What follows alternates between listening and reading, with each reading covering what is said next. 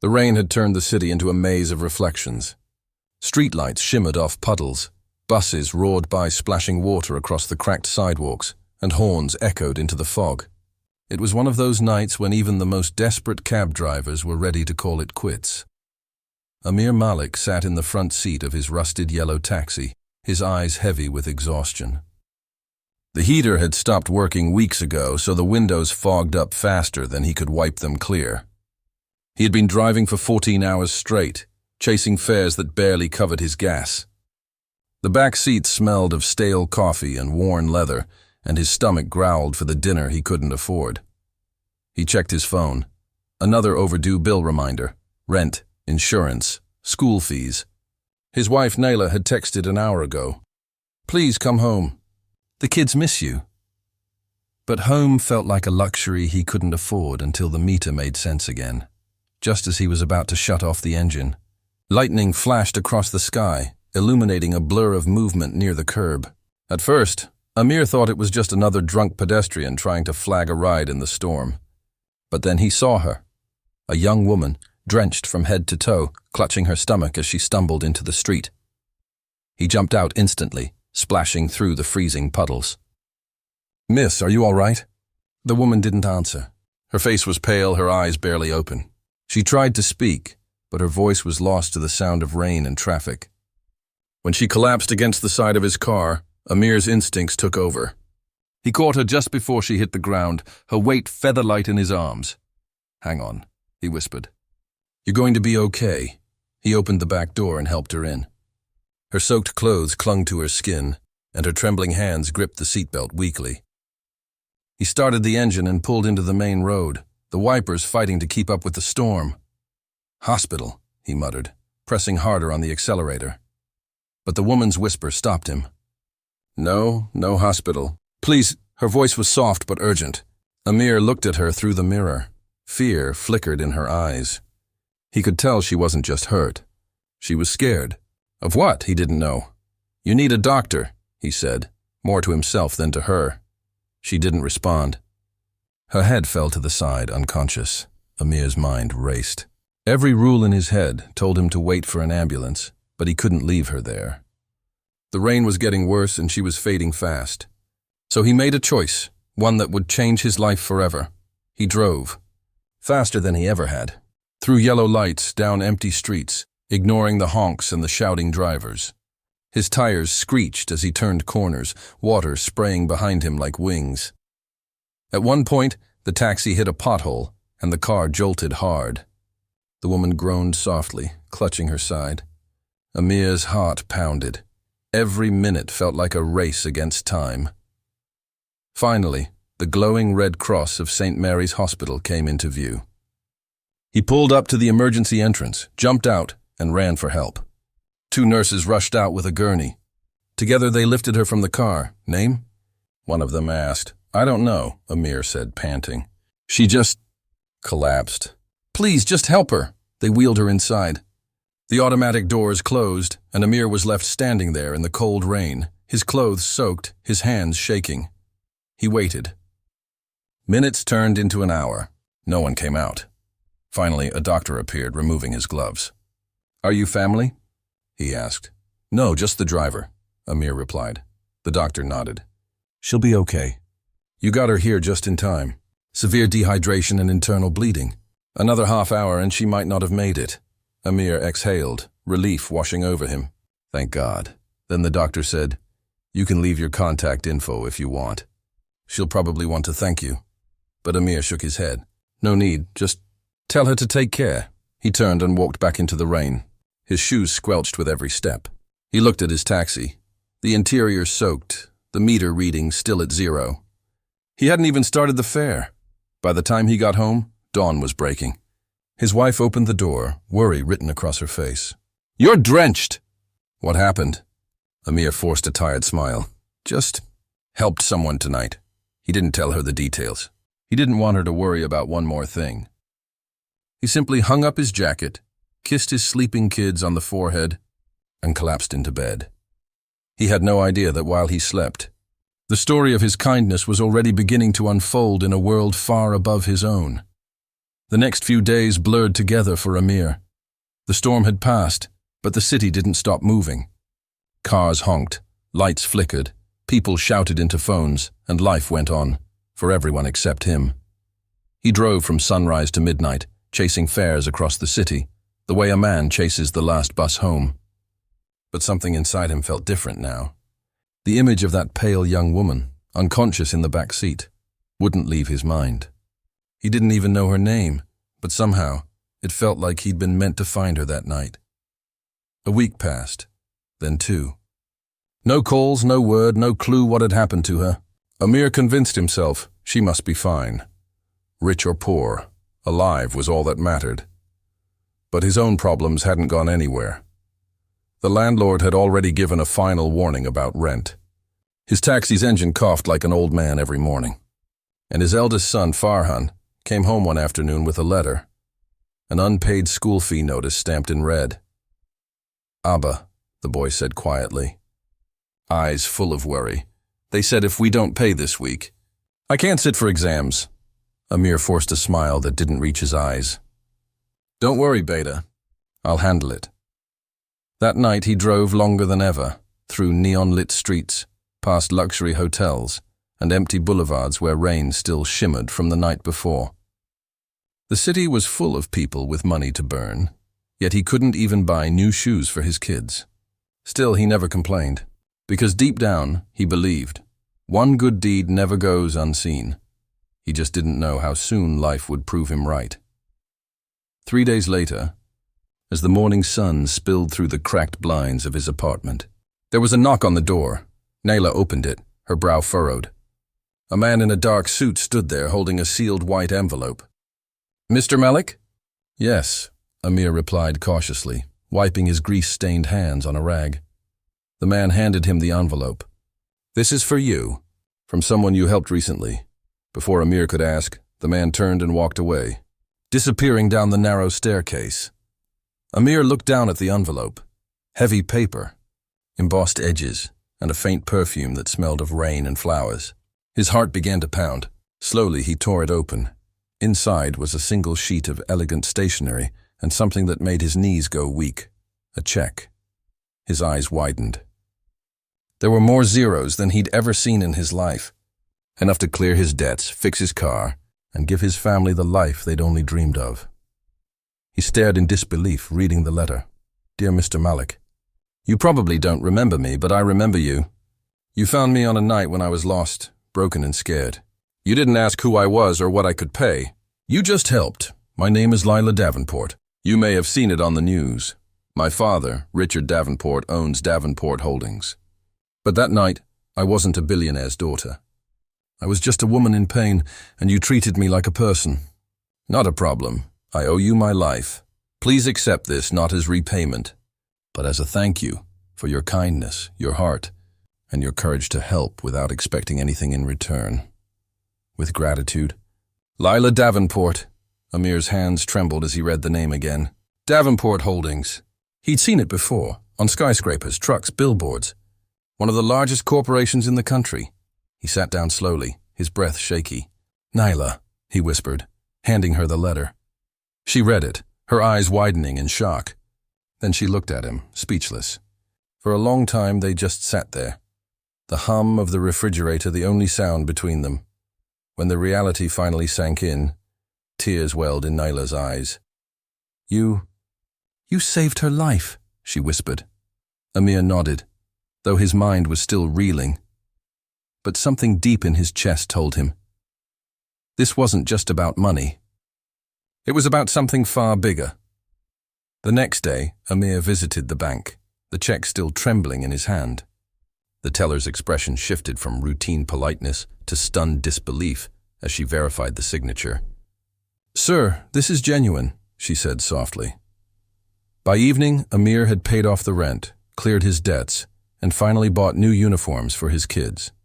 But even after all that, he sat quietly on the edge of his bed that night, the letter beside him. Because while the money solved his problems, it didn't quiet his thoughts. Why me? Why that night? What if I hadn't stopped? He didn't know it yet, but his story was far from over. The world, and Lila Davenport's, was about to intertwine again in ways neither of them could have imagined. A week later, Amir's phone buzzed with an unfamiliar number. He hesitated before answering. "Mr. Malik," a woman's voice said, calm, elegant, and familiar. "Yes, this is Amir. This is Lila Davenport." Amir froze, his throat dry. "I wanted to thank you in person," she continued gently. "Would you be available tomorrow at 10 a.m.? Davenport Tower, 34th floor." Amir didn't know what to say. "Of course, ma'am. I'll be there." When the call ended, he sat still for several minutes. The same man who once counted coins for gas was now being summoned to one of the tallest skyscrapers in the city by the daughter of a billionaire. That night, he couldn't sleep. His mind replayed everything: the rain, the fear, her pale face in the back seat. Tomorrow he would finally see her again, but what he didn't know was that the meeting wouldn't just change his life. It would also reveal a truth about hers, one that had been buried beneath wealth, family secrets, and loneliness for years. The next morning dawned bright and cold, the kind of day when sunlight bounces off glass buildings and makes the whole city shimmer. Amir had barely slept. Every time he closed his eyes, he imagined that phone call again. Davenport Tower, 34th floor. He'd never been inside a building like that. His taxi often stopped outside it to drop off suited executives or tourists. From the street, it looked like a monument to success, all silver steel and blue glass reaching into the clouds. And now, for the first time, Amir wasn't looking up from the driver's seat. He was walking through its front doors. He'd ironed his best shirt the night before, still a little worn at the collar, but clean. His shoes were polished, his hair neatly combed. He felt out of place among the crowd of people in tailored suits and designer handbags, but he walked with quiet dignity. At the reception desk, a woman looked up. "Name, please?" "Amir Malik," he said, trying to sound confident. Her eyes flicked to her screen. Then she nodded politely. "Ms. Davenport is expecting you." She handed him a visitor's badge. As he stepped toward the elevators, Amir felt the strange mix of nervousness and disbelief again. Just weeks ago, he'd been counting change for fuel. Now he was here, in a building owned by the very family whose daughter he had helped. The elevator ride felt endless. Each floor that passed seemed to echo his heartbeat. When the doors opened on the 34th floor, he was greeted by a panoramic view of the city, a sea of rooftops and sunlight. A voice spoke from behind him. "Mr. Malik?" He turned. Lila Davenport stood by the large glass window. She looked completely different from the woman he'd pulled from the rain. That night she had been pale, fragile, and trembling. Now she stood tall, her hair perfectly styled, wearing a soft ivory suit that spoke of quiet power. But her eyes, those he recognized instantly, carried the same warmth and depth. "Ms. Davenport," Amir said respectfully. "Please," she smiled. "Call me Lila." He nodded awkwardly. "It's an honor to meet you again." "The honor is mine," she replied. "I've been waiting for this moment." For a few seconds, they just looked at each other. Two people from completely different worlds, bound by a single night that neither would forget.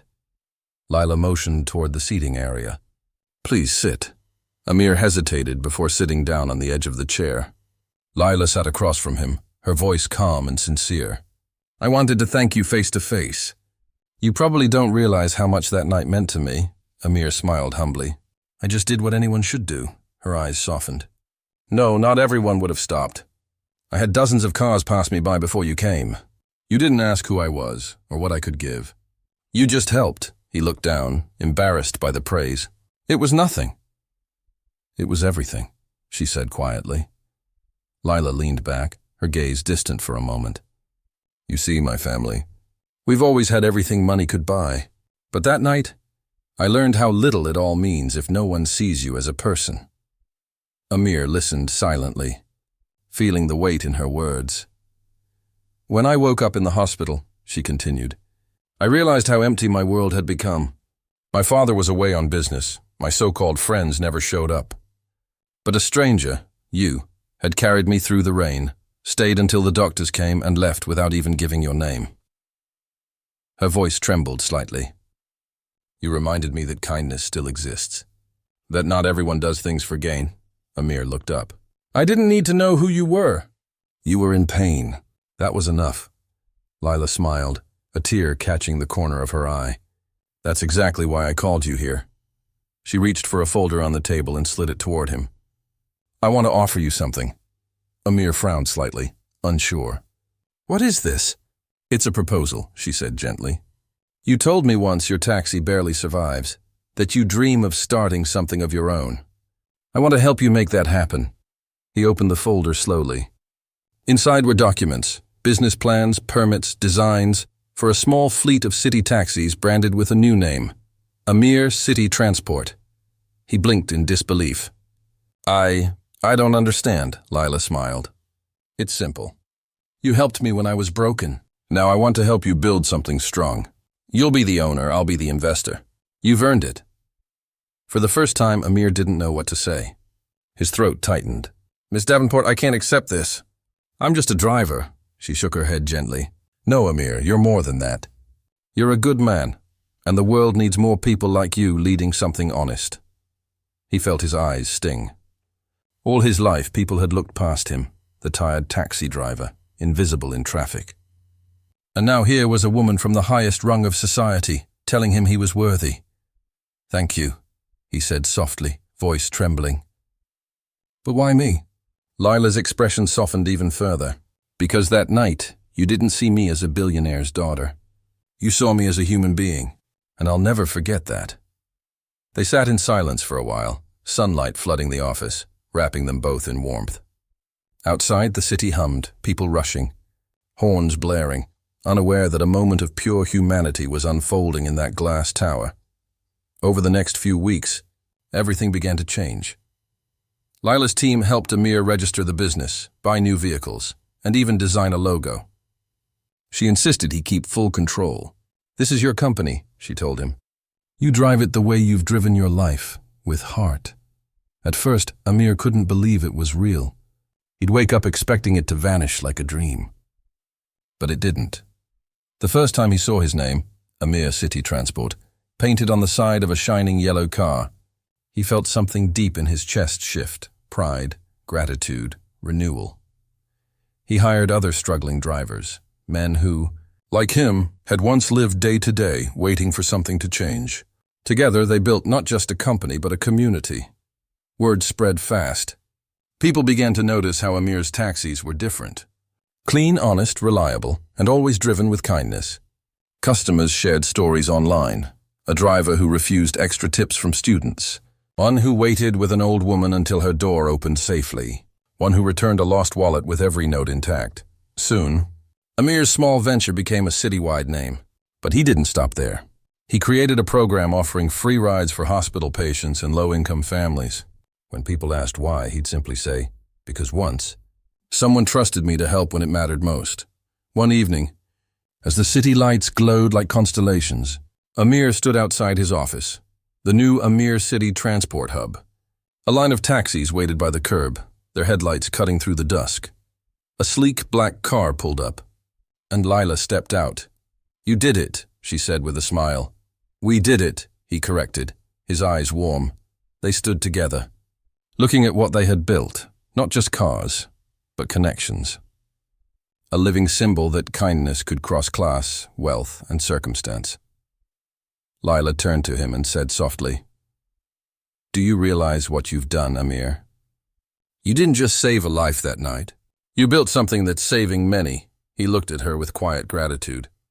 No, Miss Lila, you taught me that a single act can change everything, she smiled. Then promise me one thing, never stop passing it forward. I won't, he said firmly. And as they stood there, beneath the golden glow of city lights, it was clear that both their lives had been rewritten by a simple choice. One man's kindness and one woman's gratitude. Neither wealth nor poverty had defined them. Humanity had, months passed. The city rolled on, same chaos, same honking, same restless rhythm. But for Amir, life had changed completely. Every morning, he arrived early at the Amir City Transport Office, now a modest but bright space near the central station. A line of yellow taxis gleamed in the morning sun, each one carrying his logo and his promise. Driven by heart. Drivers greeted him with respect, not as a boss, but as a brother. Most of them came from the same kind of struggle he knew too well. Men who had driven broken cars, skipped meals, or slept inside their taxis just to survive. Now they had uniforms, fixed schedules, and fair pay. Amir often said, "This company isn't built on money. It's built on second chances," and for a while, it truly felt like life had rewarded him for his years of struggle, until the storm returned, quietly at first, like a distant rumble. One evening, as Amir was checking receipts, his driver Samir rushed in. "Boss, you need to see this," he said, holding his phone. On the screen was a viral ad for a new taxi company, Davenport Ride, sleek cars, AI dispatch systems, luxury interiors, and the tagline, "Where comfort meets class." Amir's face froze. Davenport, Lila's family name. "Is this her father's company?" he asked quietly. Samir nodded. "Yeah, just launched today. They're already signing deals with hotels, airports, everything." Amir's mind raced. Davenport Group, one of the largest corporate empires in the country, had just entered his world, and they weren't playing small. That night, his phone rang. It was Lila. "Amir," she said softly. "I need to explain." He leaned back in his chair, exhaustion in his eyes. "So it's true? Davenport Group just launched their own taxi service?" "Yes," she said. "My father found out about our partnership. He wasn't pleased that I invested in a non-luxury brand, as he called it. He decided to show me how it's done." Amir clenched his jaw. "By crushing the one thing we built?" "Amir, please," her voice trembled. "I didn't want this." "He's a businessman. He doesn't see people, only numbers." He closed his eyes. "Then we'll see whose numbers matter more, his profit or my purpose." Lila said nothing for a moment. "Amir, don't let pride destroy you." "Let me talk to him," he sighed deeply. "You already helped me once. I can fight this." In the weeks that followed, the streets changed. Davenport Ride flooded the city. New cars, glowing advertisements, half-price fares. Amir's business began to struggle. Bookings dropped. Drivers started worrying. One of them, Faisal, approached him nervously. "Boss, if this continues, some of us might have to leave." "I've got kids to feed," Amir nodded, though his heart sank. "I understand. Just give me time." He worked tirelessly, offering discounts, partnering with hospitals, and even giving free rides to regular customers. But no matter how much he tried, Davenport Ride's money and marketing were overwhelming. Late one night, as he sat alone in his office, rain streaking the window, Amir whispered to himself, "Maybe this is how the city works. The rich win again." Then, his phone buzzed. A message from an unknown number. "Meet me tomorrow at 8 a.m. Hilltop Cafe. It's about your company." Hilltop Cafe was quiet, overlooking the morning traffic. Amir walked in, nervous but curious. Sitting by the window was an older man in a tailored gray suit, sharp eyes, silver hair, and the calm authority of someone used to being obeyed. "Mr. Malik," the man said, standing to shake his hand. "I'm Charles Davenport, Lila's father." Amir froze. "Sir," Charles gestured for him to sit. "I've been following your little company. Impressive what you've done, considering your background." Amir stayed silent. Charles continued. "But let's be realistic. The city belongs to those who can afford it. Your business can't compete with ours. So I'm offering you a way out." He slid a contract across the table. "Sell Amir City Transport to Davenport Group. We'll retain your drivers, your brand name, even you as a regional manager.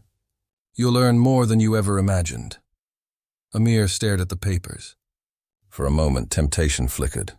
The offer could erase his debts, secure his drivers, maybe even give him peace. But then he remembered the night of the storm. The rain, Lila's voice, her gratitude. He looked up. "I appreciate your offer, Mr. Davenport, but this company isn't for sale."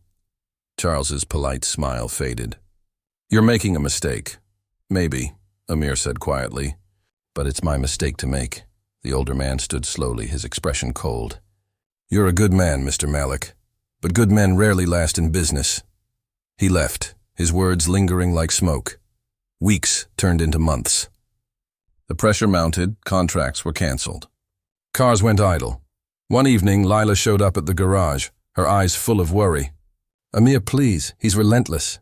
He's lowering fares just to break you. Let me talk to him again." Amir shook his head. "No, Lila. I won't let you fight your own family for me." Tears glistened in her eyes. "Why are you so stubborn?" "Because this company isn't about winning," he said. "It's about doing what's right. I won't turn it into another corporate game." For a long moment, she said nothing. Then she whispered, "You're the only person who's ever said no to us." Amir smiled faintly. "Maybe that's why you called me that night." Lila looked at him, really looked at him, and saw a strength she'd never seen before.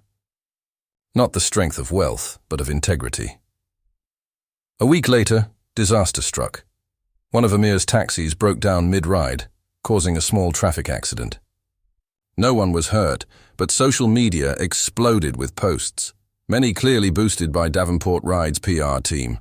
Unsafe, old cars, unprofessional. Within hours, bookings dropped by half again. Amir gathered his team that night. The drivers sat in silence, worry written on their faces. "We'll get through this," he said, though his voice was heavy. "We always do." But when he walked home through the cold rain, he knew it wasn't true. That night, for the first time in years, Amir wept. The next morning, a knock at his door woke him. When he opened it, Lila was standing there, raincoat soaked, eyes fierce. "Get dressed," she said. "We're going to fix this."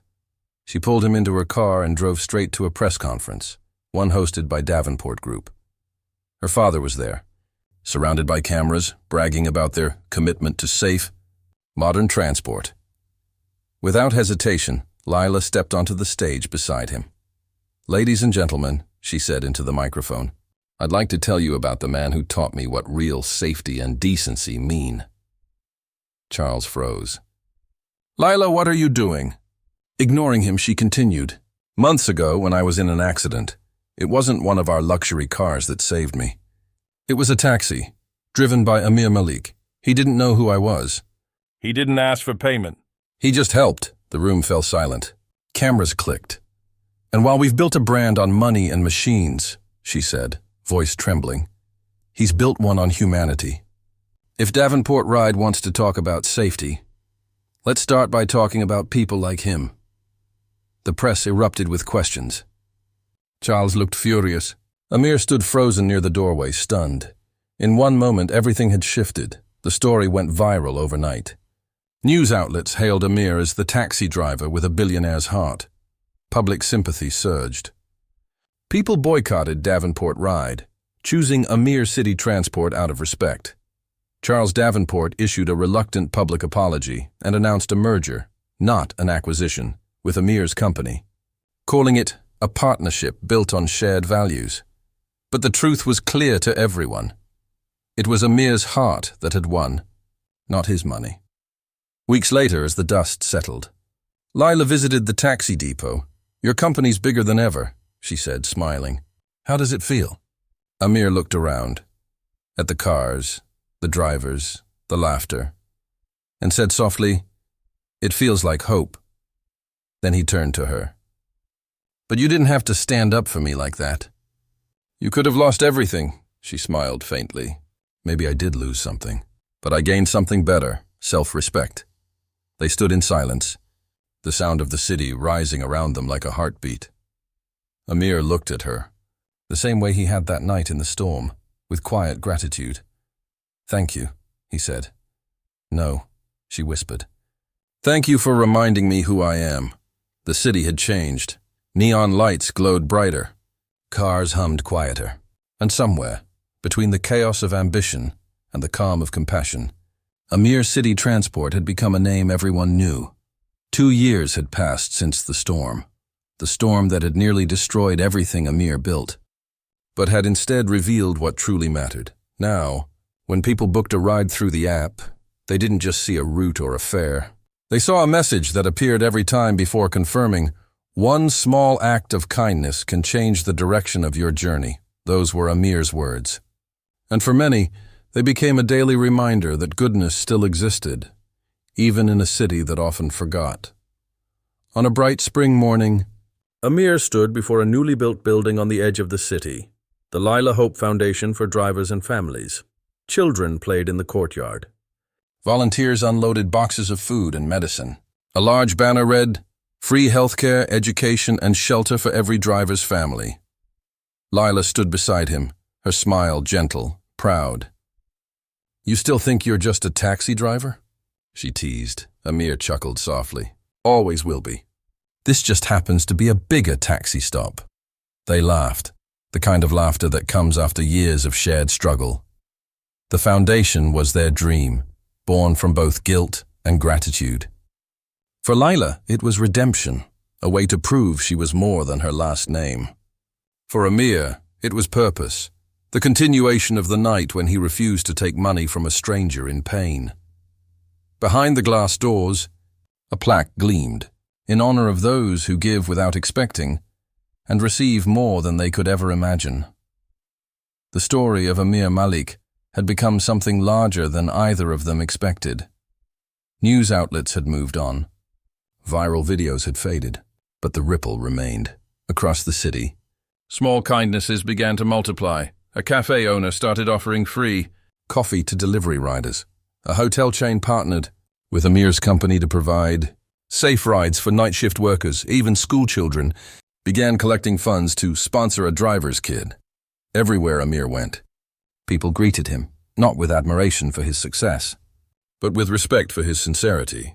He often told Lila, "Money can change lives, but kindness changes hearts. And that's what lasts longer." And one day, even Charles Davenport, the man who once tried to destroy him, changed. After the public fallout, Charles had quietly stepped down from several corporate roles. Rumors said he traveled abroad, investing in charities anonymously. Then, one morning, he appeared at Amir's foundation unannounced. He was thinner now, his silver hair more white than gray, but his eyes softer, humble. Lila was stunned. "Dad, what are you doing here?" He smiled faintly, trying to learn. Maybe a little late, Amir stepped forward. "You're always welcome here, sir." Charles looked around, at the families, the laughter, the volunteers, and sighed deeply. "I spent a lifetime building companies," he said. "But you built something I never did, trust." He extended his hand. "I'd like to be part of this if you'll have me." Amir took his hand without hesitation. "Only if you promise not to buy it." They laughed, a soft, healing sound that felt like forgiveness. But life, as always, had one final test. Months later, a sudden citywide transport strike broke out. Fuel prices soared. Drivers demanded better conditions, and companies began collapsing overnight. Even Amir's company wasn't spared. Expenses tripled. Maintenance costs skyrocketed. Investors panicked. Lila and Amir sat in the dim office one night, surrounded by bills and reports. "We might have to shut down routes," Lila said quietly. "At least until things stabilize." Amir looked at the photo hanging on the wall, a framed picture of his first taxi, dented but proud. "If we do that," he said softly, "people will lose their jobs. Families will lose income," she frowned, "but we'll go bankrupt." Amir turned to her, calm but resolute. "Then we'll go bankrupt doing what's right." Lila stared at him, tears in her eyes. "You never change, do you?" He smiled gently. "Maybe that's why people still trust us." The next day, Amir gathered his drivers, told them the truth, that the company was bleeding money, but that he wouldn't abandon them. Then he did something that stunned everyone. He took his own savings, every last rupee, and distributed emergency relief packages for every driver's family: food, rent assistance, fuel vouchers. "No one will go hungry because of this strike," he said. "We started this company with heart. Let's not forget it now." Word spread fast. Within days, other companies followed suit. Crowdfunding campaigns began. Volunteers joined. And just when it seemed impossible to go on, something miraculous happened. The city's government announced a transport subsidy inspired by Amir's initiative. The strike ended. The streets came alive again, and Amir's city transport survived, not because of wealth, but because of will. A year later, on a warm golden morning, Amir arrived at the foundation early. A small boy, maybe 6 or 7, stood near the gate. "Holding a broken toy car, sir. Can you fix it?" The boy asked shyly. Amir knelt, smiling. Of course. He took the toy, repaired its loose wheel with a screwdriver from his pocket, and handed it back. The boy's eyes lit up. "Thank you. What's your name?" Amir asked. "Rayyan," the boy said proudly. "My dad's one of your drivers." Amir paused, his throat tightening. "Then you're part of this family, too." The boy grinned and ran off, his laughter echoing down the street. Amir watched him go, realizing in that moment that he was looking at the future. Later that evening, Amir stood alone by his taxi, not one of the new models, but the same old car he once used the night he met Lila. He ran his hand across the faded steering wheel, remembering every twist of fate that had led him here. The rain, the hospital, the woman in pain, the choice to help, without knowing who she was. A single decision, born out of empathy, had rewritten not just his destiny, but countless others. Lila joined him quietly, placing a hand on his shoulder. "Still driving this old thing?" she asked softly. He smiled. "It's a reminder that even broken things can still take you somewhere beautiful." They stood there side by side, watching the sunset burn gold over the skyline, two souls forever bound by one ride that changed everything. Months later, Amir's city transport celebrated its 5th anniversary. The media called him the man who drove kindness forward.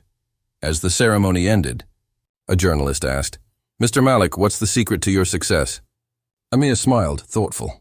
"It's simple," he said. "You never lose by being kind. You only delay your reward until the world is ready to give it back." Applause filled the hall. Outside, his drivers lined the street, headlights glowing like stars, forming a long golden trail across the city. And as Amir looked at them, he whispered under his breath the words that had defined his journey from the very start. No act of kindness ever goes in vain. One ride can change everything.